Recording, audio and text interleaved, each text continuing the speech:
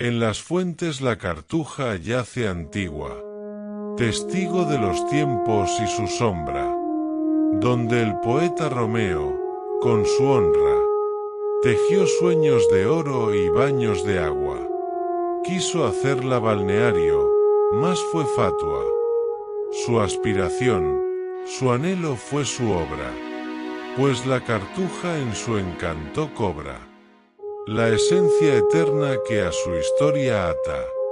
Las aguas fluyen, mas no en balneario, en la antigua estancia de oración, donde el tiempo guarda su rosario.